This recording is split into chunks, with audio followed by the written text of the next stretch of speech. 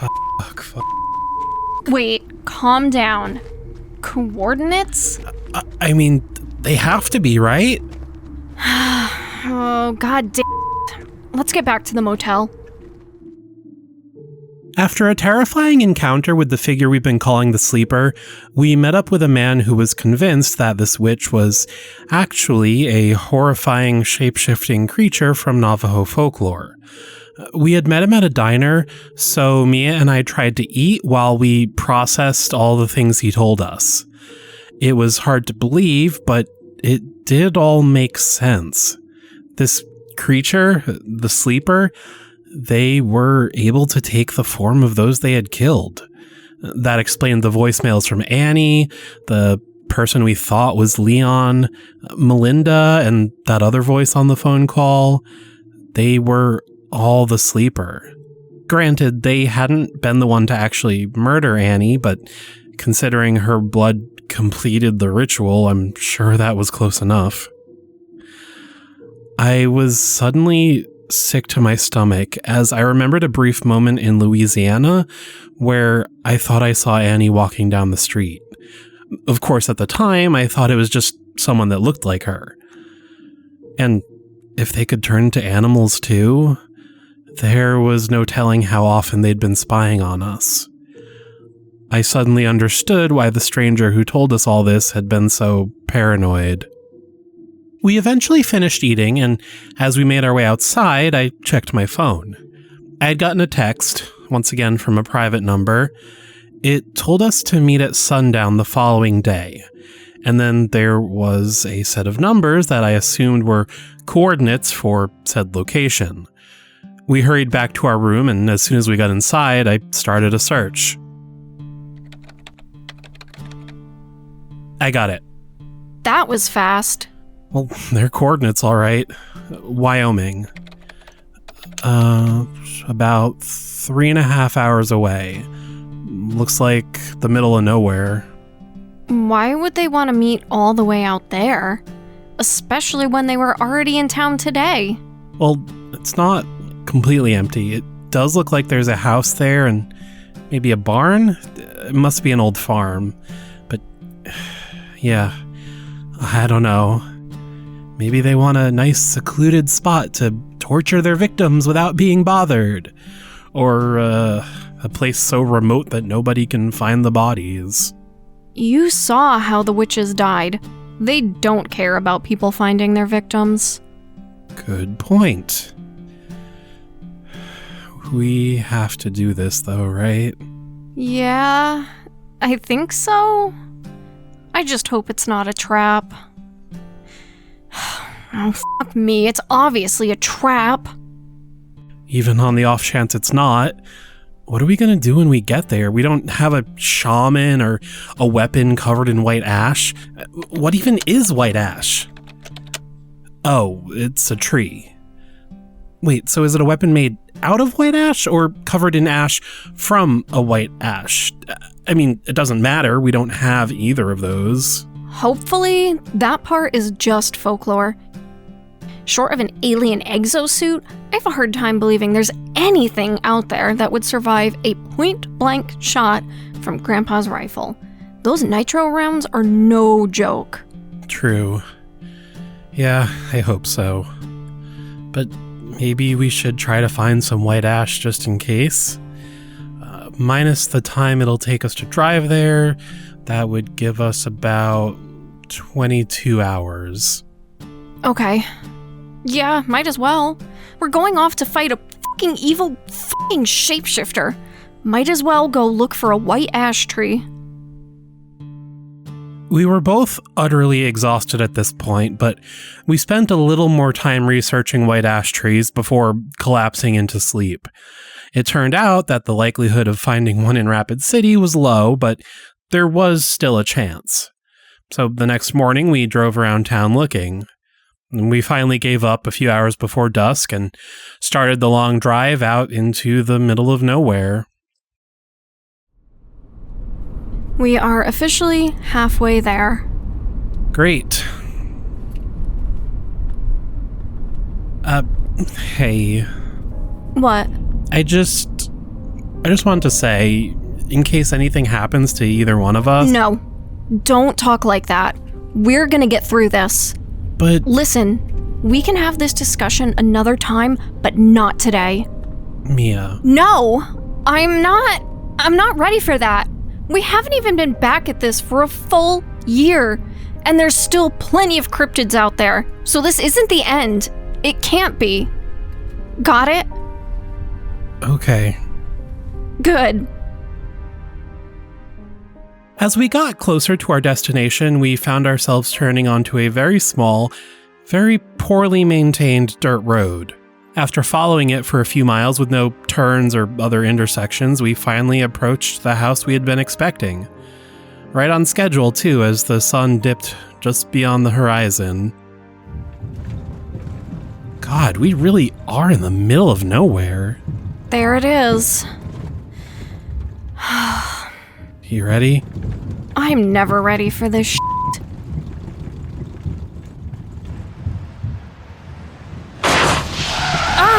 Damn it!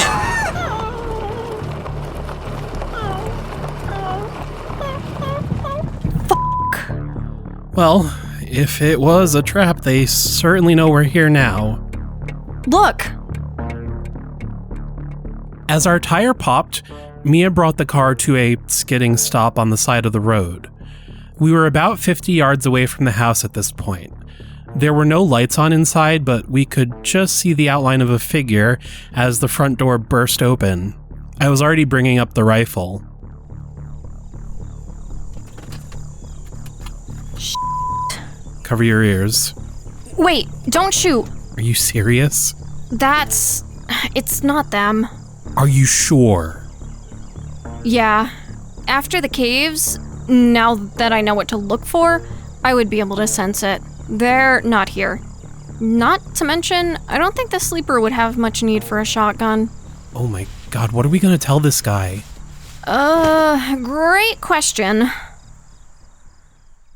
As we talked, the figure left his porch and began approaching us. He wasn't aiming the gun at us, but the fact that he had it at all put us on edge. As he got closer, his head kept darting side to side, looking all around him. He was clearly nervous. Not wanting to escalate the situation any further, I quickly lowered the rifle and hoped he wouldn't see it.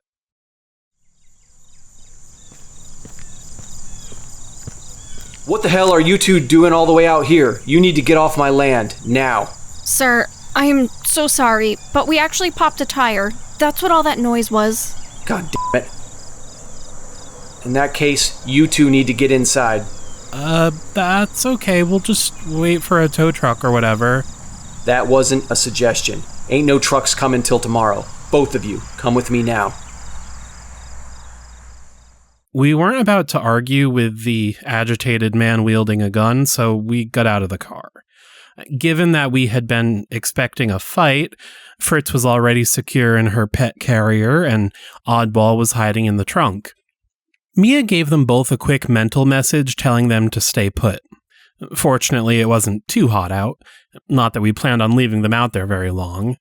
I noticed that, despite the fact that it was now fully dark out, there were still no lights on inside the house.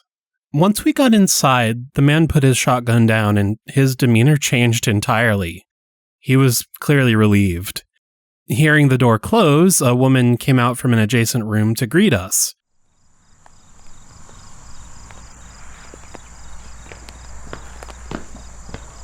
Edgar, was everything all right out there? Yes, dear, everything is fine. We've got company. Oh, hello there.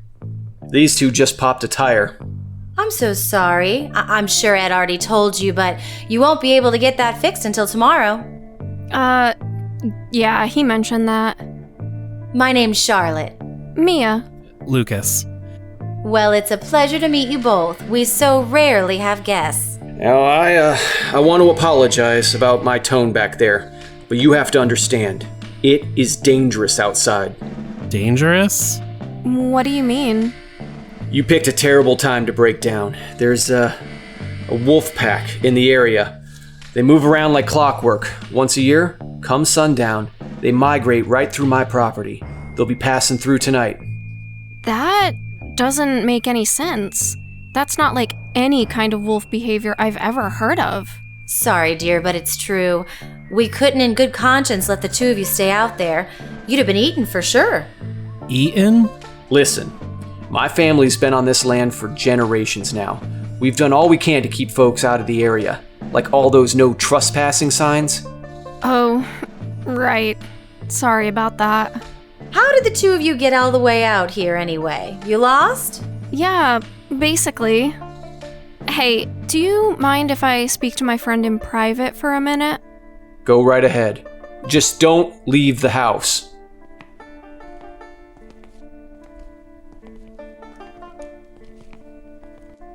It's not just me. This is all super weird, right? Oh, absolutely. But they're telling the truth. What makes you say that? Just a minute ago, I could sense it. Only for a second. Something big. Not, like, physically big, but whatever is out there, there's a lot of them. It's like all these little voices, but together they're almost deafening. And they are definitely getting closer. Wait, seriously? But Fritz and Oddball. You're right. I'm sorry. We'll be right back. Our pets are out there.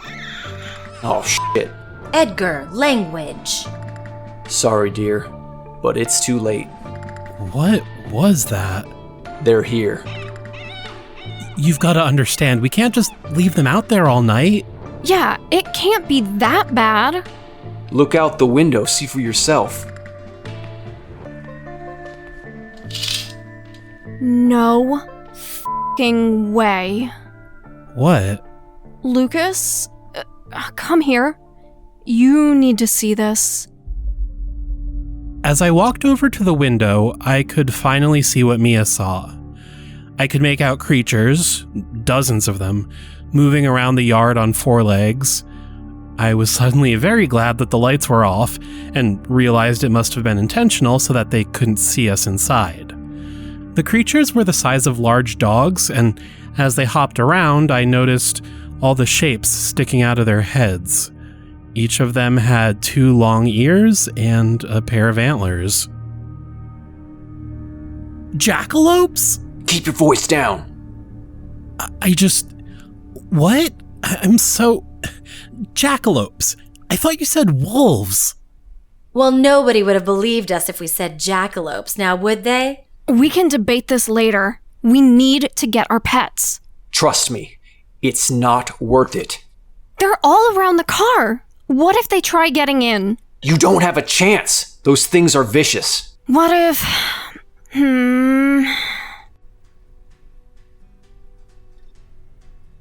What is she doing? It's hard to explain. Oh no. What did you do? They never usually get this riled up. Well, if you believe in jackalopes, I guess this isn't much of a stretch.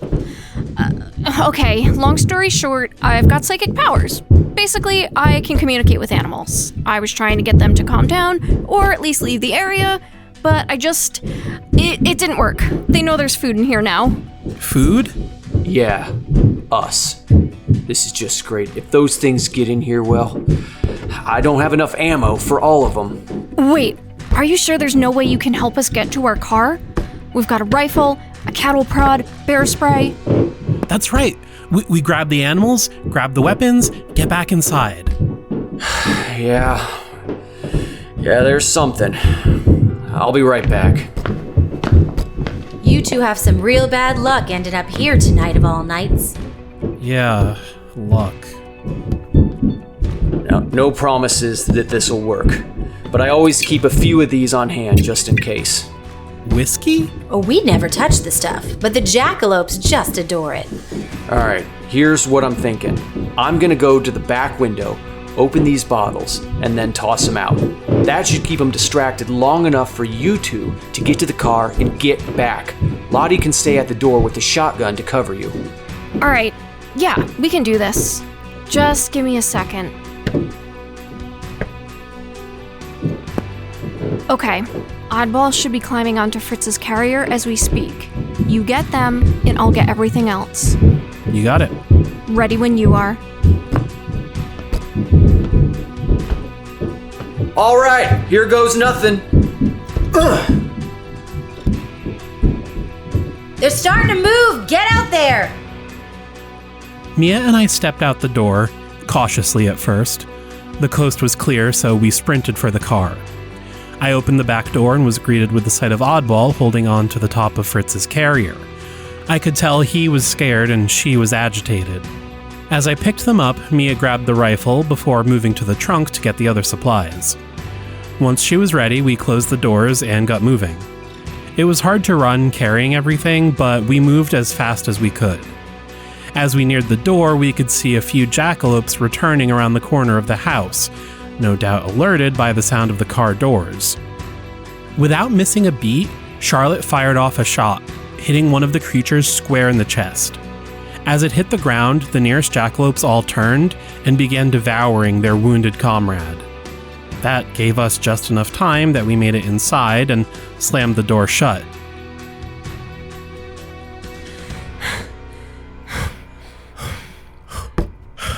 I can't believe that worked. Oh my word, what is that? In for a penny, in for a pound, I guess. This is one of our companions, Oddball. He is a homunculus. Well, I've never heard of one of those, but he is just adorable. Can I pet him? Sure. And he talks? I can't believe that worked. Good job, you two. Couldn't have done it without your help. And who is in there? Fritz. She's another cryptid. What's a cryptid? Weird creatures, like Oddball and all those jackalopes. The kind of things people don't believe in, you know? She's normally a lot friendlier than this, but she wants to fight. She thinks she can take on the jackalopes herself. Just like every small dog I've ever met. But even the four of us together couldn't take on all those jackalopes in a fair fight. Those things are fierce. And they're not happy tonight. I got this. Okay, you've got your shotgun, I've got the rifle. Charlotte, do you want to take the bear spray for now? That works for me, dear. Do we have anything we can block the window with? Yeah, hang on. After breaking the glass, jackalopes began trying to get in through the broken window. I did my best to hold them off with the cattle prod while Edgar went into his basement. He returned with some tools and a sheet of plywood. Now, how are we gonna keep them off us for long enough to board this window up? Everyone take a deep breath and cover your eyes.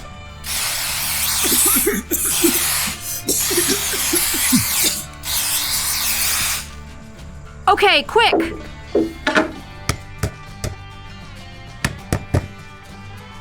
Alright, that should do it. Here I was starting to think they sent us on a wild goose chase. They were just trying to get us killed. Who? It's not important. I still just can't believe jackalopes are real. Really? But you've even got a few of your own creatures. What'd you call them? Cryptids. Right. That's true, but we've seen so many taxidermy jackalopes. They always looked so, well, obviously fake. I was confident writing them off as a hoax. Yeah, that was the whole point. What do you mean? My name is Edgar Herrick. My grandfather was Douglas Herrick. Why does that name sound familiar? My grandfather was credited with creating the jackalope. He said he threw a rabbit pelt onto some antlers in a workshop and came up with the idea. In reality, him and his brother ran across one during a hunting trip. They barely survived. He created the fake one and made it so outlandish so that nobody would think they were actually real and go looking for one. He also wrote down all the myths about them in case anyone did come across them. Pretty much everything was true, but he phrased it just crazy enough to be unbelievable. They're vicious. They've got a cry that sounds like a human voice, and they love whiskey. He dedicated his life to monitoring this area to try and keep people away, keep them safe. That duty passed down to my father, and then to me. Oh, wow. That's really noble. Not really. It had to be me. I was the only one of my siblings who could see the damned things. Yeah, that's one of the, quirks about cryptids. Still, you should be proud. Your whole family's done a good thing here. So, they're always this vicious? Yeah. They're usually solitary, though. They only form a herd for their yearly migration. Actually, we call it a frenzy. A frenzy of jackalopes. Has a nice ring to it. They're probably traveling to mate or something. Well, that bear spray seemed to do the trick. They're keeping away from the window. Now that we've told you everything, perhaps you could extend us the same courtesy? What do you mean? It's very rare that strangers find their way here. Especially folks armed with rifles and cattle prods. And you said someone was trying to get you killed? I'd hate to cast aspersions, but it feels like you two haven't been entirely honest with us. You're right. We should tell you how we really ended up here. Now that the jackalopes had stopped actively trying to get into the house, and with all the lights off, we had nothing to do with our time but talk. So we told Charlotte and Edgar our story. How we got started, some of the things we'd seen, and how we were currently dealing with the sleeper. To their credit, they seemed pretty accepting about everything. I guess a lifetime of watching out for jackalopes will make you less skeptical. For the rest of the night, the jackalopes did mostly leave us alone. Mostly. We could still hear them all around the house, though. So, just to be safe, we took turns keeping watch for the rest of the night, 2 at a time. Just before dawn, the last of them finally disappeared off into the distance. Charlotte started making us all breakfast, while Edgar called the nearest mechanic to come bring us a new tire. All right, thanks. He'll be here in an hour and a half. Thank you so much. What do we owe you for the window? Oh, don't worry about it, dear. What? Why? It was my fault they got all crazy in the first place and started trying to get in. Well, that may be the case, but Lottie and I talked it over. We always thought we were the only ones dealing with weird animals. Knowing what else is out there, knowing we're not alone, it's kind of nice. Comforting. And you did help us board it up. We probably wouldn't have made it without your help, so consider us even. If you insist. We do. Finally, the mechanic arrived and we got our car fixed up. Before leaving, we invited Edgar and Charlotte to join the Sanctuary Network. They only had a basic computer and we had to help them get it set up, but we could tell they appreciated not being alone anymore.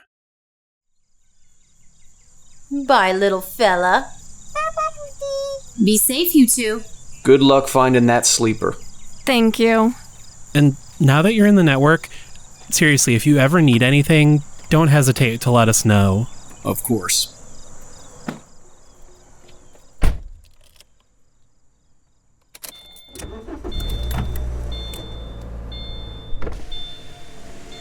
Bye! Bye! Take care. Goodbye.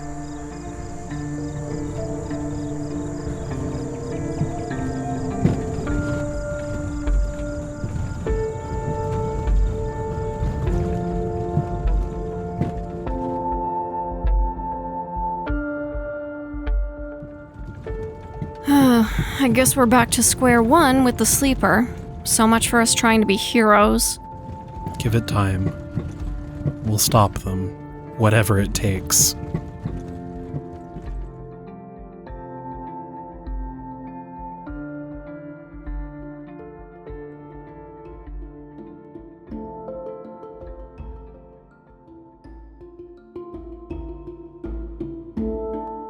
Field notes. Jackalope. I've come to see and believe in a lot of weird things in my time, but I still cannot believe this one's real. True to the legends, the jackalope seemed to be a relative of other North American jackrabbits. The creatures were a light tan, with dark brown patches around their paws and running down their back. They each had 2 antlers on their head, similar to that of a pronghorn, with 2 large points on each antler. The jackalopes were also massive, at least for rabbits. On average, they were just over 2 feet long and 2 feet tall at the shoulders, though if you count their antlers, it's more like 3.5 feet tall. As usual, this puts them roughly on par with, if not larger than, the largest rabbits on record. With the exception of the yearly migration, Charlotte and Edgar said that the jackalopes are usually solitary, which tracks with normal jackrabbit behavior. Hares mature rapidly and are capable of taking care of themselves soon after birth. They probably migrate, reproduce, and then go their separate ways again. Obviously, the biggest difference from normal hares and rabbits is in behavior and diet. The jackalope is extremely aggressive and dangerous, and is carnivorous, or at least omnivorous. There's no way to tell how or when or why these creatures change their diet from that of a normal hare. I guess that's just another cryptid mystery. The strangest part of that is that their teeth seemed pretty similar to normal hares, although for obvious reasons, I did not try and get a closer look. The herd was also massive. Given most rabbits' propensity for, fertility, I'd say this is quite a healthy breeding population. Let's just hope they never try to expand their territory. End field notes.